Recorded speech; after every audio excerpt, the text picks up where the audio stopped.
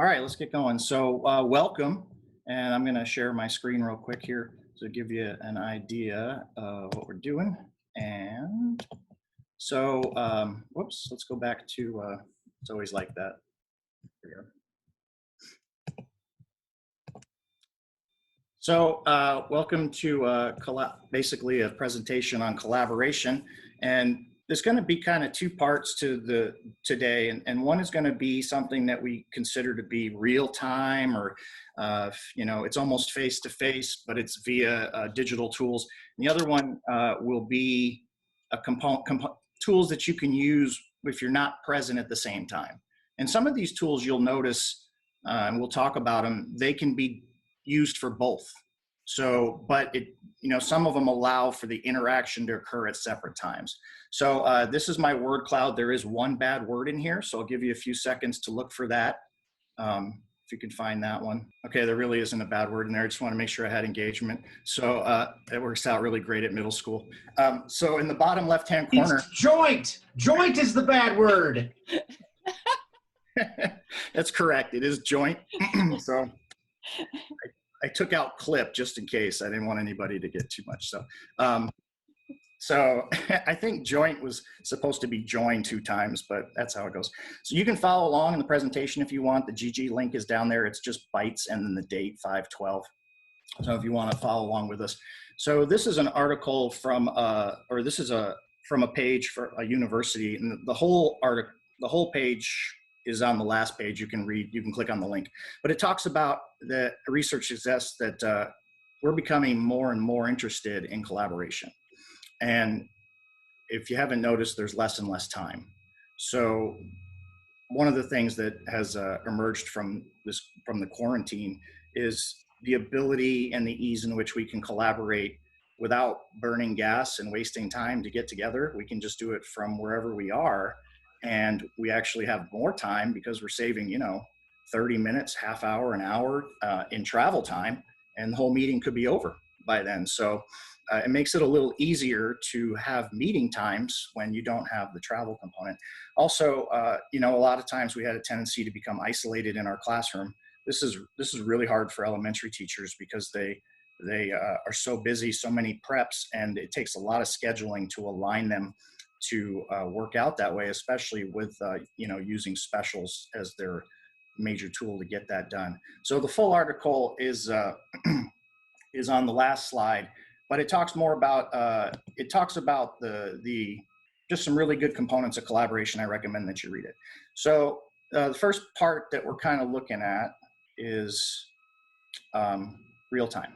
So I wanted to put a couple tools that we knew and maybe something we haven't thought about. So I have Zoom on there, which I think a lot of us are using.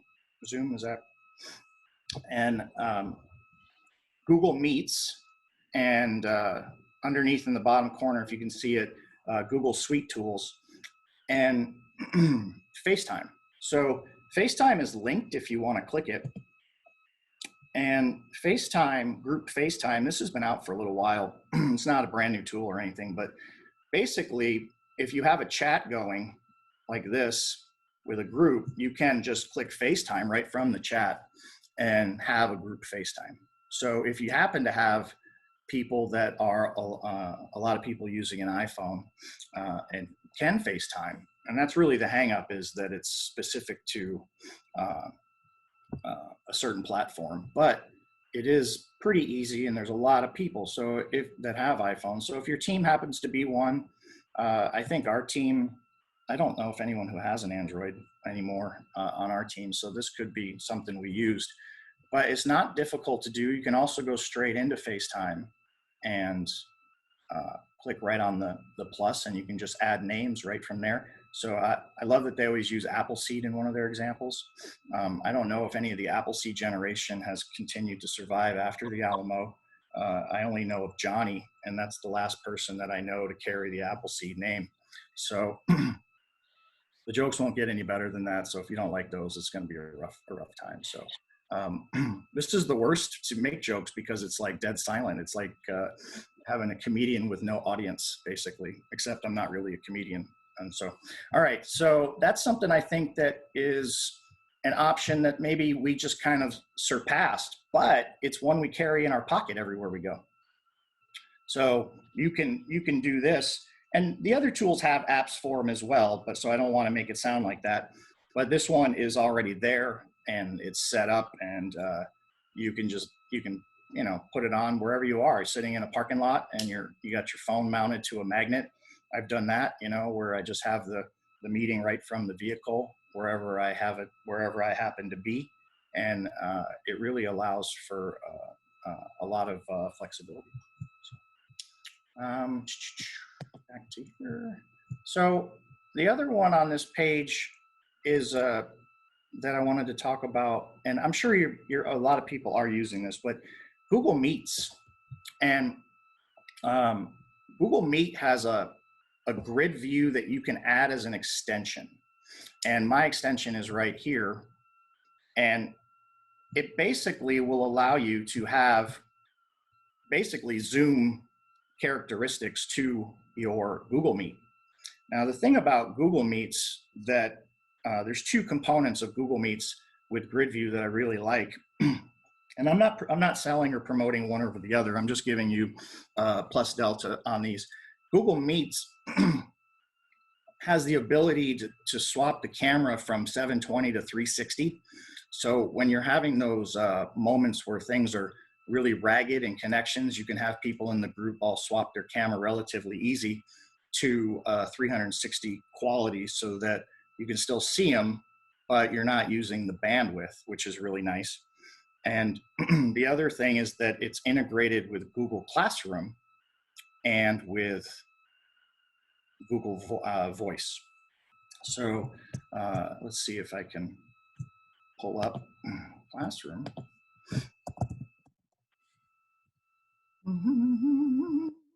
So in Google Classroom,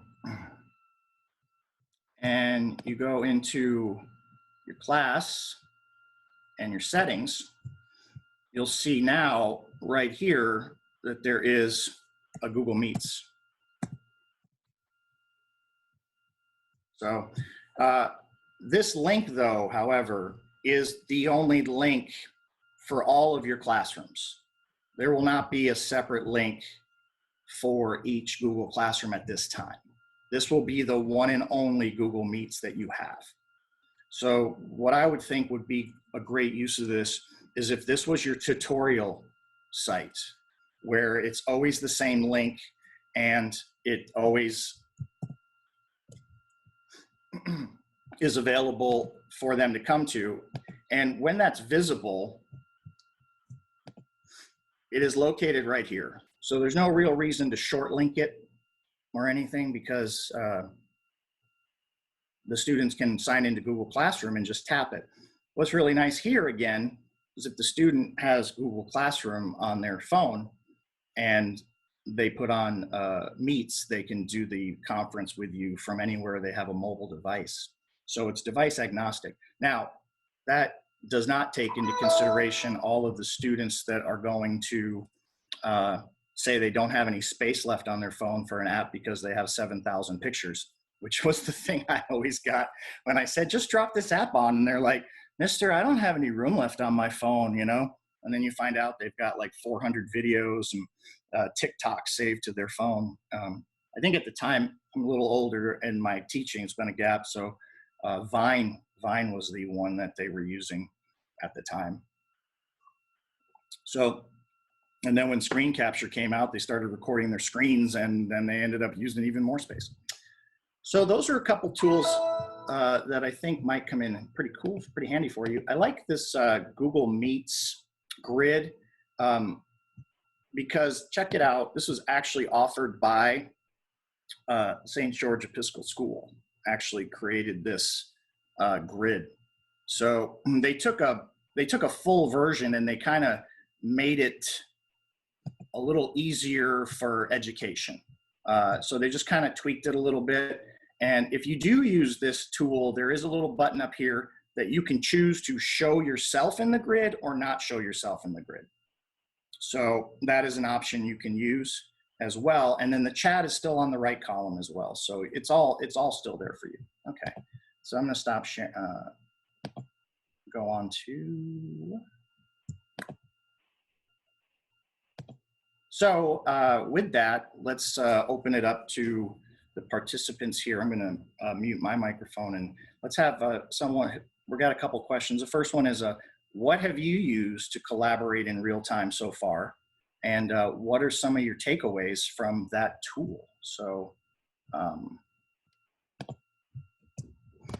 and I could use some help out there as far as, since I'm in full screen, if someone on my team can monitor, see who has maybe wants to share out and or put something in the chat.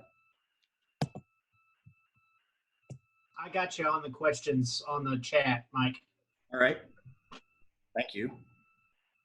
For sure. So as yes, go ahead. Let me see here. You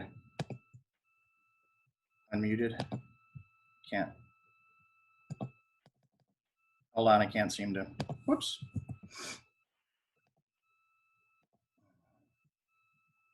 I can't unmute you, Karen. Can you unmute yourself, Karen? I can't unmute you. I'm unmuted. Oh, there you go. Yeah. I was unmuted and I think you muted me, but it's good. Okay. One of the things that I've been practicing with the last few weeks, although I'm deathly afraid of seeing myself on video, is Screencastify, but thank goodness, you don't have to use it. Oh, I'm sorry, I'm answering the wrong question, aren't I? Because that's not a tool. You can go on. I not like in the right category. No. What did you do? Yeah, your students just did something that some people didn't hear that hadn't entered yet. What was? Well, my question was this applies to what you were just talking about anyway with those tools. My question is the district going to do something so that we all have webcams on our classroom computers if we ever go that way or whatever? Because, at first I was, narrowly, I was, ignorant to the fact. I was like, what's wrong with all these people that don't want to show their faces on their collaboration tools and what's going on? And then I realized not everybody has a webcam, and that's kind of, I was reading through some stuff and putting some stuff together for my students in education and training. And I was researching some of the other screencast tools. And anyway, one of the things that all the research says is you need to show your face so you can establish that connection when you're in a collaboration situation. And then I was doing something at school yesterday. We were having to close down our classrooms, and we were in the middle of Mr. Wells's meeting. And I was like, I'm that person that can't show my screen. I don't have a webcam on my desktop, which is fine, but I'm not sure what's been provided to everyone and what will be provided to everyone. So, when working with others, will the district think about that in the future?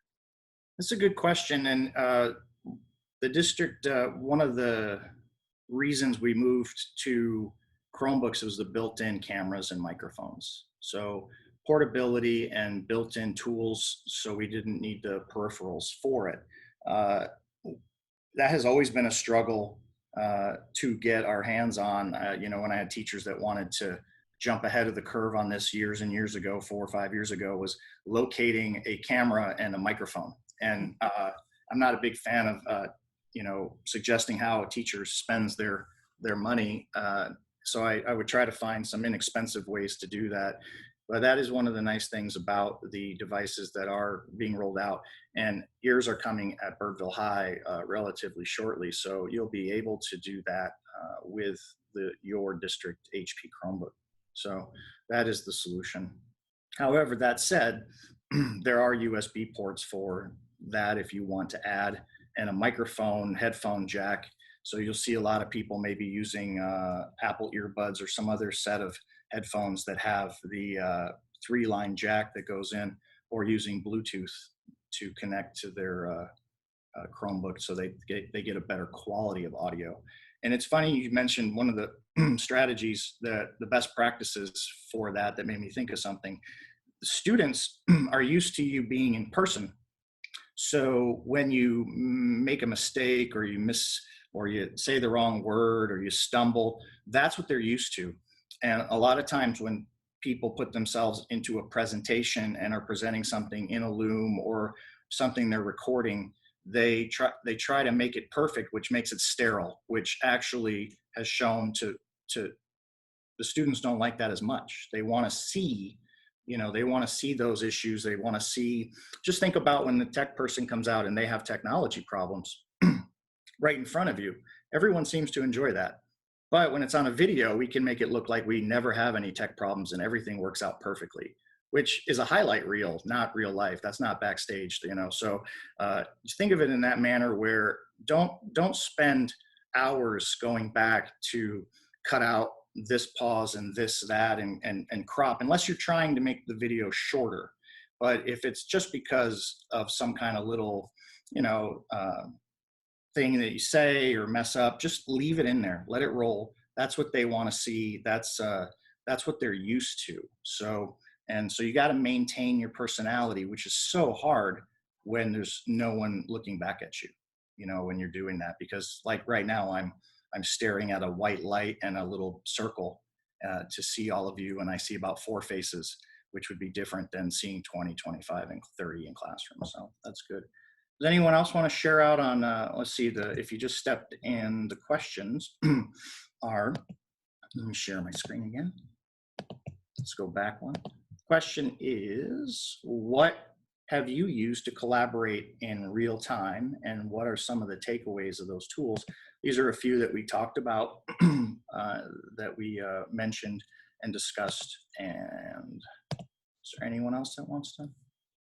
I have something I could add. So right now you're not seeing my face, but it's because I'm having network problems. And one of the things that I've learned through this pandemic is that if you're having network problems, you can switch off your video, and that maybe can help you preserve some connectivity. So that's an interesting thing that I would have never thought of before in terms of almost an accommodation, right? Yeah. That's a good point, Owen. And that's the, when he brings up the bandwidth and the internet speeds, we are all kind of relying on that. So anything you have running on your computer other than Zoom or Google Meets is pulling memory and bandwidth. So you don't want to leave Pandora open, and you don't want to leave any kind of streaming services because basically you're pulling more data through the pipe you have, and your pipe is only so big. So you don't want to use it all up on those things. Zoom, if you put in if you install the app, they do have an option for a widescreen and a standard that can help a little bit. And then it also has an app to make it look a little better if you want to do that too. So, but yes, if you're having bandwidth issues, like right now with everyone's microphones off, we're actually using less bandwidth, less flow, because there's no audio being pushed to Zoom and then being pushed to each of us. So the audio and the video, of course, is the big one. That's the one that uses up a lot of that space. Yeah. So I have a question then about that, Michael. So the kids that are on Zoom with their phones, Yeah. we need to tell them to, close all the apps they have running in the background, all that stuff, because some of them are always cutting in and out, and that's the issue probably, or it could help it. Could be. I mean, it could be. And the other thing, when their phones are full, like you only have so much workable RAM memory. And if you've got things running that are taking 80, 90% of it up before you even open Zoom, the phone can't maintain that high output. And on top of that, it also causes it to run hotter, which has been proven to shorten the life of their phone. So anytime that they can shut those down. Now, the argument for Apple from our app is there's no reason to do the double tap and swipe up or whatever to close all those apps, but there are some ways you can clear the cache and get a little more space. But definitely you want to and if they're really having trouble, they can close the apps and restart the phone, and that'll clear up that memory for them so that they can maybe have a better experience. So That's good to know. Thank you. any other takeaways from using Zoom or Google that you've had experienced that anyone wants to share? We've got a couple more minutes on this one, if anyone does. Otherwise, sure. Any other questions? All right, cool. Thanks, Mike. I appreciate the positive comment there. it is very difficult when you're a perfectionist, to not spend 3 hours making a 10-minute video. So you're just like, oh, I looked off that time. Let me re-edit that. And then the audio comes in differently. And then you're like, oh, now my audio's messed up. And you spend 30 minutes balancing your audio to match so it doesn't seem like there's a chop. And so just avoid all that and just record straight through if you can. All right, so let's take a look at the next thing I'm going to talk about. And the next one is collaboration that does not need to be in real time. Now, these can be in real time, but they don't have to be. For example, let's take Twitter. This is something that our district has put a lot of energy into helping staff make professional learning networks. And you'll find hundreds, if not thousands, of chats that occur at the same time, a Twitter chat that occurs at the same time every week, like hashtag EdChat and things like that. And that they talk about a specific topic and people are responding right there at that time. However, if you go back later and you search that hashtag, you can relive basically and go through all of those posts that occurred during that chat. Canvas with the discussion tool is also something that allows for real-time collaboration with posting and replying, that you do not need to be present when one person makes the post. Google and Office 365, these are tools we've used a lot. And so, but I did want to make mention that when your students are using, say, Google Docs or something that you've made a copy for, those tools are going to allow you to collaborate in real time. So if they do make a copy on, say, a Google slide, or you've set it up that way where every student gets a copy, you immediately can go in and collaborate with them. So that allows you to work in real time and give them instant feedback, which is really hard to do after class and things like that, obviously. And then from there, you can move to coming in later, or they type something and you come back later, which means you don't have to be in real time.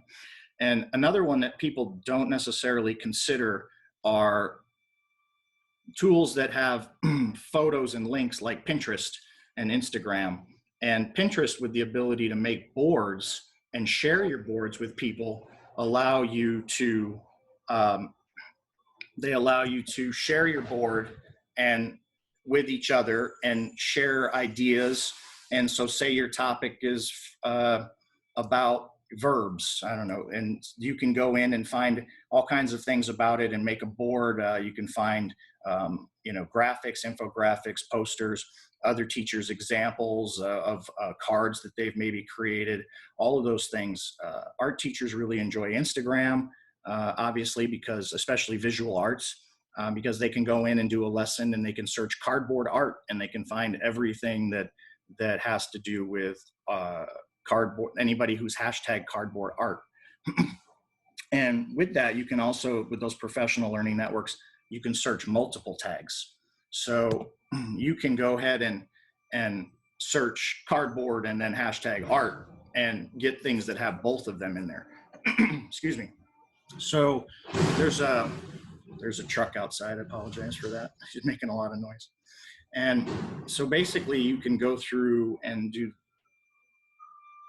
tools that are in the cloud, basically. So I wanted to open the floor to hear about some tools that you have that you've used before we move on. So I'm going to mute myself and let's see, please share with us collaboration tools you've used that are kind of cloud-based and allowed you to work with people that aren't necessarily on at the same time.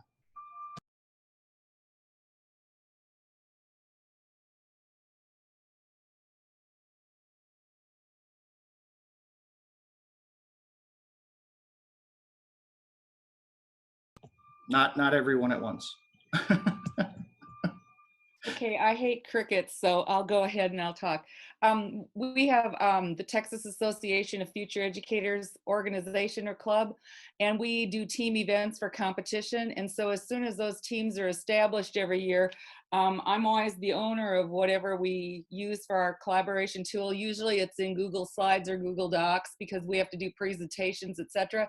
And that way I can keep a running tab on what they're doing for their slide deck presentation if the contest in fact has that, and it also allows me to make those comments whenever I get to it, or it could time, or it could be at a later time, when I can look at it, and the students can get in and work on it anytime also. And so it's just an ongoing thing that happens as we get those ready, go to region, go to state, go to onward with that. And so that's the best way that I have found to do those projects, is to set up some type of collaboration tool, because the teams can work together and they don't have to say, well, so and so was absent from school yesterday, so we couldn't work on our project together. You can work on it anytime. So Excellent point. That's true. This is something, does anyone else have any? I was just gonna piggyback off of what Karen just talked about. I've got several teachers that do shared Google slide decks in kind of like their workstation time, but kids can actually work on it really kind of anytime and that kind of thing. So slide deck seems to be a really great way to work asynchronously, I guess, and be able to be utilized both in class and outside of class and everything. So that's a good platform to use. That's excellent. So being able to collaborate not while in the same space is something that a lot of people don't think about, is the entertainment industry. Musicians, for example, have been doing this for well over a decade, where they use the same tool, usually something like Apple Pro Tools. They record in their studio section and they transfer those files or load them somewhere that they can keep them in a high audio quality. And then they use that, say, on the other coasts, from New York to California. And for example, Santana, when he made Maria Maria with, who's the lead singer from Matchbox 20, I can't think, Rob Thomas.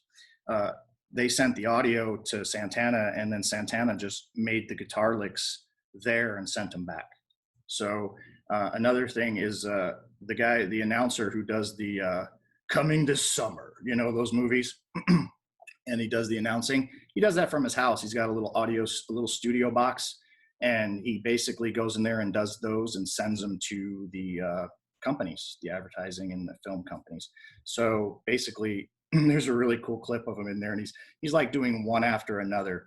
And also on the voiceovers for a lot of the Disney movies and things like that, Pixar, those are often done.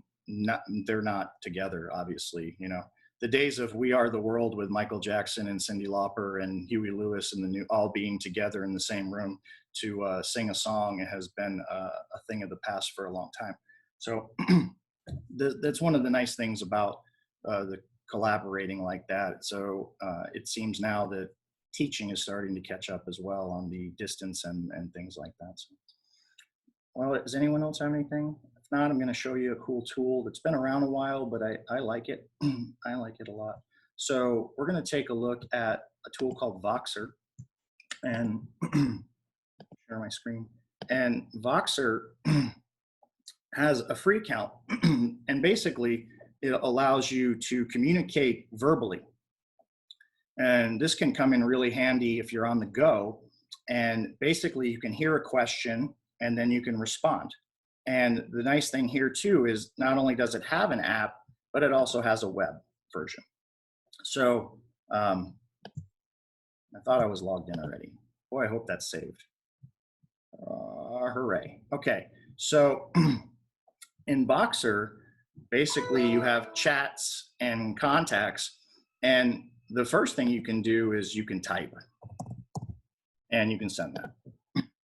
So you can still use it as a chat, but what sets it apart is the ability to click on this orange circle, hold it down, and respond with verbal responses or to ask the question. So I asked the question, what are some tools that you use to collaborate when you're not able to do real-time collaboration? And then that's in here for whomever I chatted with. Hold it down and respond with verbal responses, or to ask the question. So, I asked the question, what are some tools that you use to collaborate when you're not able to do real-time collaboration? So the thing about what makes Voxer powerful is the ability to make a group. Say you work with a teacher who's at another high school, say Richland High School, and you used to collaborate a lot together in the same building, and then you want to talk to each other about collaboration, but making a phone call would be real time. And then how many times do people actually pick up a phone call anymore? So here's a way that you can leave audio. And I don't know how you feel about it, but I just feel that each step of the line of communication is more personal, like texting, and then audio is more personal than video. So that allows you to make it a little more personal. And what I like about it is it just kind of sits there, and then as many people as they want, you can have 3 or 4 people respond to your one question. So I have a friend who's got a master's in philosophy, and I like to mess with him a little bit, and I also enjoy his answers. So I'll send him a Vox, and I'll say something like, what are your thoughts on the pursuit of happiness? And that's it. I'll just leave that, right? So if you know any philosophy majors, that's going to be a 15-minute response. So usually multiple Voxes as they come up with more thoughts in between. And it's entertaining and it's enjoyable to do that. And it just helps us keep in communication that's a little more personal than it would be if it was just audio. It's not as great as video. If it was text, because audio is always good to hear people's voice. Hence the telephone invention was such a great thing. So what you can do is basically you can make a free account and see if I can log out. So if you want to, you can come through and there, I'll just show you real quick. There's a plus, and you can add participants to your message.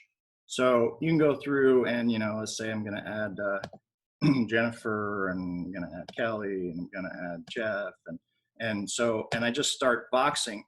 Basically those, if they've got their notifications on, or if they even still have the app, a lot of people come and go on Voxer. It's been around, but you kind of go through waves of it. I've noticed where you use it a lot and then you just kind of not use it. But if I left this Vox, then that would go to those people.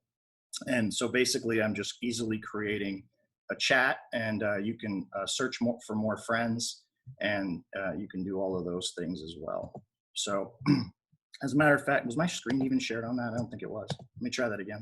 There you go.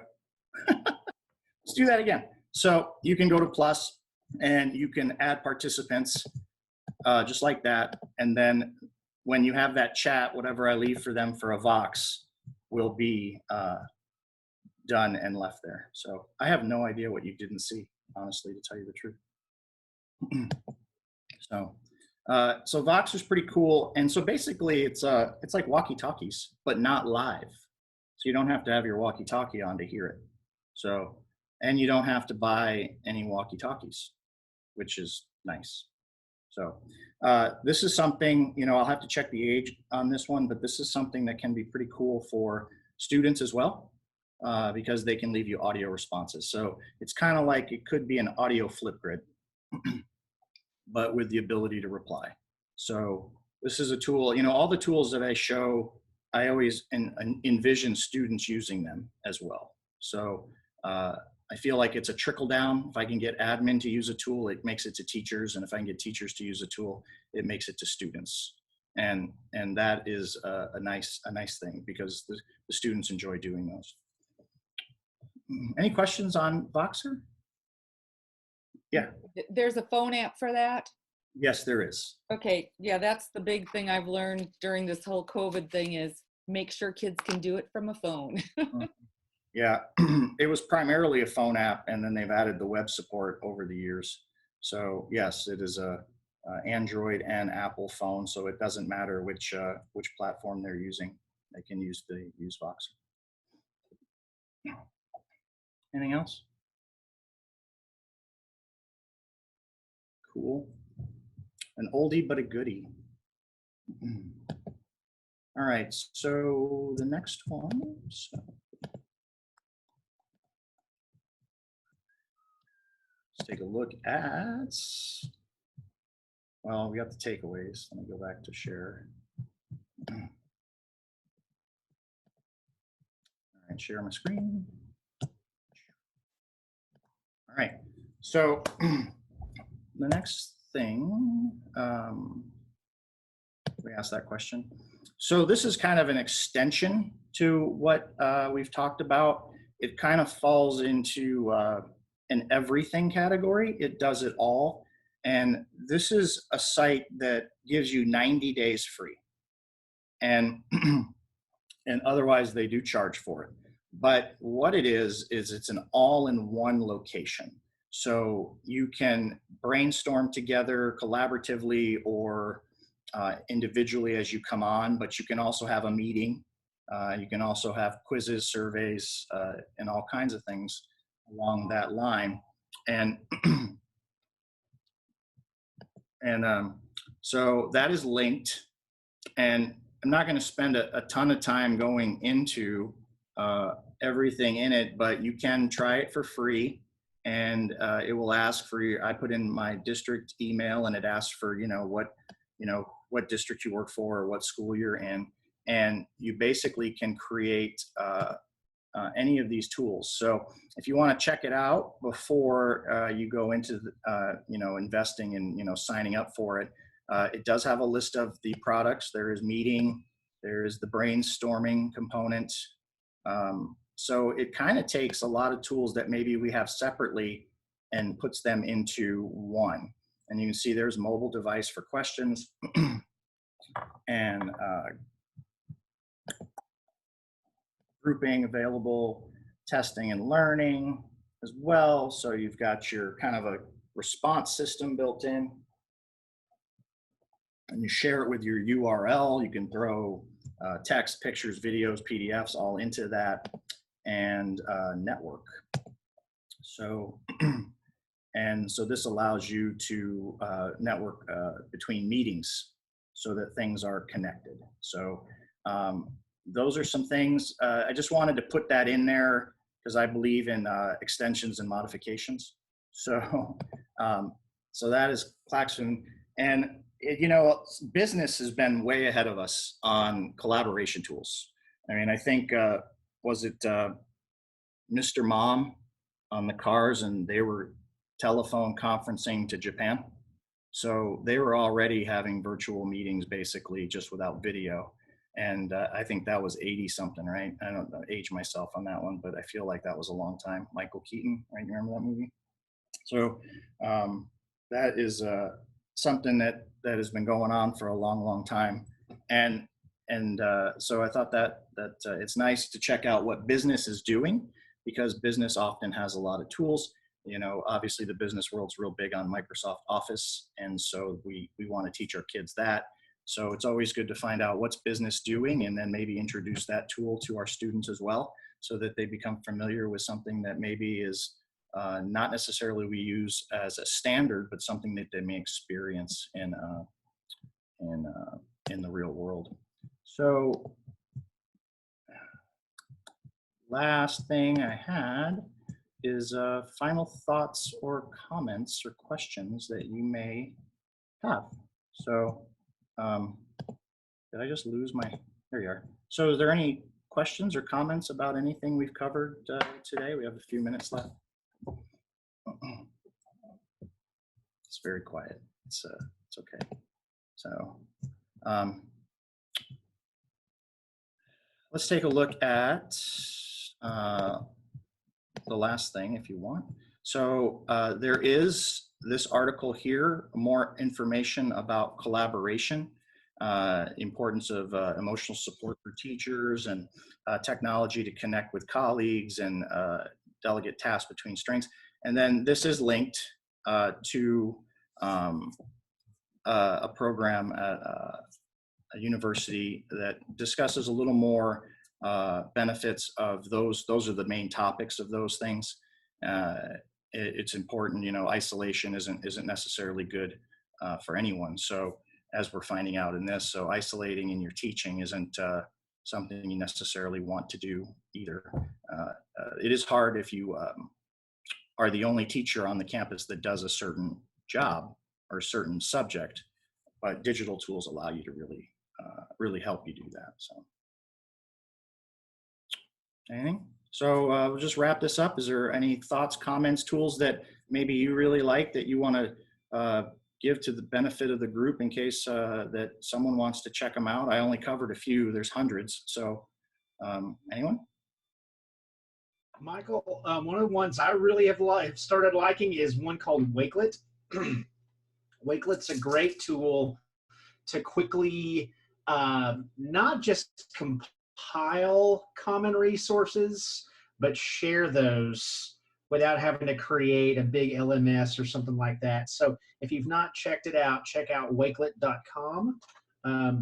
Shameless plug, I'm also doing a webinar on Thursday for that too. So same bad time, same bad channel, all that other fun stuff. Yeah, that's an excellent tool. And that's one when I was debating on putting in here, and I was looking at the time and I was like, I think I could do almost the entire session on Wakelet because it does so much and it's such a great tool.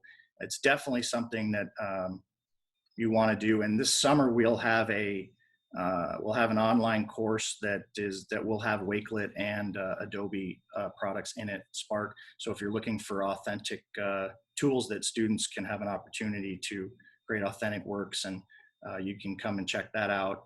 It'll have those two tools, and it will talk about rubrics to guide your learning and instruction and teaching. So if there's nothing else, we'll wrap it up. It looks like we're out of time pretty much. I want to thank you all for joining us today and helping me find the bad word in that first slide that doesn't exist. So. Hey, Michael, I have a question. Yes. Can you, this fall, what I heard a friend told me a story the other day about in another district where they had a collaboration thing going on and a situation occurred on screen, blah, blah, blah, and administration had to deal with it and blah, blah, blah. Will the district help us teachers out so we have a starting point to kind of put together some guidelines for student behavior or student rules or student whatever on, this, because we're going to be using this much more obviously in the future. And so if that word could be passed along, that would help, because kids could do anything right now. And if there's no teeth behind whatever we have, whatever happens, then what do? We're kind of caught in a bad situation. So just a thought. That's a good suggestion. Does anyone have any information on that that's here left in the Zoom? Oh, okay. Well, I guess it's something we'll have to put onto the docket and the agenda, and make sure something is out there for best practices for Zooming with students. Probably contact you to see what you have for your list for your Zooming etiquette that you started, to give us a few on a little jump off point. So if there's nothing else. Joanne has a question. Yeah, Joanne. Well, it was not a question. It was just on what you said about the protocol kind of thing with the Zoom. My daughter's been on some Zoom meetings, and from the middle school, Smithfield Middle School, and they've sent her before she goes on what the dress code is and the behavior, a muting beforehand. They just send out everything. The teachers put on their little Google Classroom what their expectations are on the Zoom meetings before they start. And that's helped her a lot get dressed, not be in her pajamas when she's on, and those kind of things. So that was one thing that they did to help that I thought was really good. That is excellent.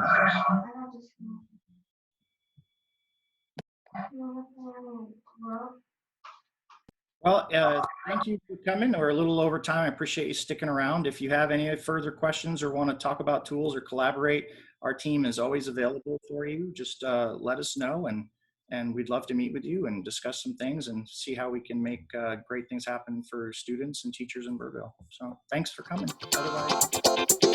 Thank you for joining us for this Innovative Learning Bite. Remember, if you want to connect with us, you can reach out over social media, Facebook and Twitter, or if you're a Birdville employee, please remember to join the Innovative Learning Bites Kitchen on Canvas. Thanks so much, and we'll see you next time.